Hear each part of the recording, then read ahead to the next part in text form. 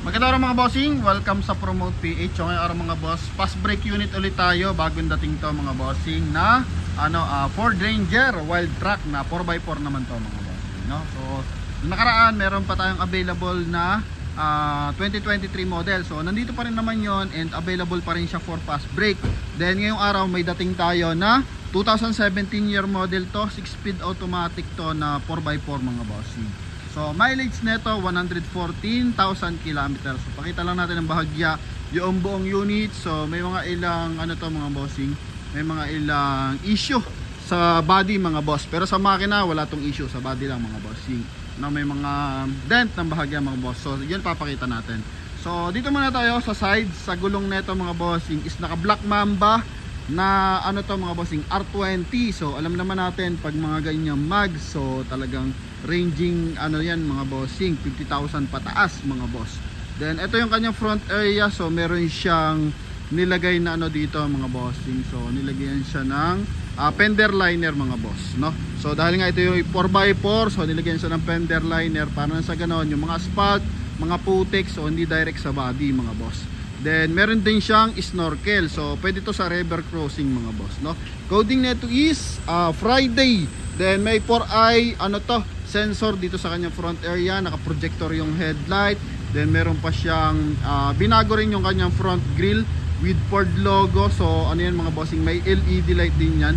Dahil buksan mo nga yung LED light ng logo. Sa park light yan. Yan, kulay black po yung ating unit mga bossing. Okay, yan. So, then makina nito is 3.2 na diesel engine mga boss.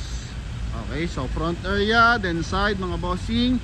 Wild track to. So, eto mga boss, pakita natin ilang bagay yung kanyang. Yan, may dent ng bahagya. Ito yung gulong. Sa gulong natin, 80% tread life pa siya. So, sa front area is naka mga bossing. Naka disc brake, then sa likuran is naka drum brake mga boss. Then ito yung kabilang side ng kanyang mga bossing, step board. Yan. Jaws yung kanyang mga bossing, mat guard. Yan mga bossing. Okay, then ito yung kanyang LED tail light. So may 4i reverse parking sensor. Gumagana yung camera nito. Gumagana rin yung kanyang reverse parking camera. Then ito mga bossing yung kanyang likuran. So meron siyang canopy tsaka roller lid mga boss. Yan, so hindi ka na mga bossing, hindi ka na magpapalagay, meron na. Okay, then ito naman yung kanyang kabilang side. Yan mga bossing, no? Then dito naman sa likuran, so wala man siya masyadong issue. May maliliit lang naman mga boss. Ito medyo malaki ng bagya. Yan, so siguro ginagamit din to sa mga mga bossing panghakot kasi medyo mayroong malala. Then ito mga boss, may sabit ng bahagya sa kanyang step board. Then ito naman yung kanyang gulong sa kabilang side. So, yan mga boss, may tigko konti. So 2016 model, tinanggal na yung garnish niya mga bossing. So i-detailing na lang to ng bahagya ni Idol. Yun konting-konti lang, titira niyang konti. Then ito meron siyang seal guard sa kanyang door panel. Ito naman, so wala naman siyang bangga dito sa kanyang door panel mga boss.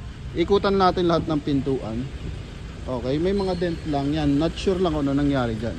Then ito yung kanyang leather interior, leather seat, may 12 volt socket. Malamig ang aircon mga boss. Okay, then driver side. Ito mga bossing. Yan, so ito yan, normal naman to mga boss. So fast brake price to mga bossing. So possible to sa mga buy and sell, tropang buy and sell. Swerte lang yung ating mga viewers na gusto makakuha ng mga gantong unit. So pwede nyo ito makuha ng same price ng mga bossing, 750,000. Then ito yung kanyang steering wheel. So may speed limiter, cruise control, naka power fold, naka power adjust yung kanyang side mirror. Yan. So gumagana pa naman siya mga bossing. Okay, then mileage niya mga boss is 114,000. Okay, naka 2-din audio system yan mga bossing. Naka automatic climate control. Then yun nga, 4x4 automatic transmission. Yan mga boss, no? Okay, then ito sa kanyang side. Ito may tigko konti rin mga boss. Pero yung bangga talaga, so wala tayong makikita.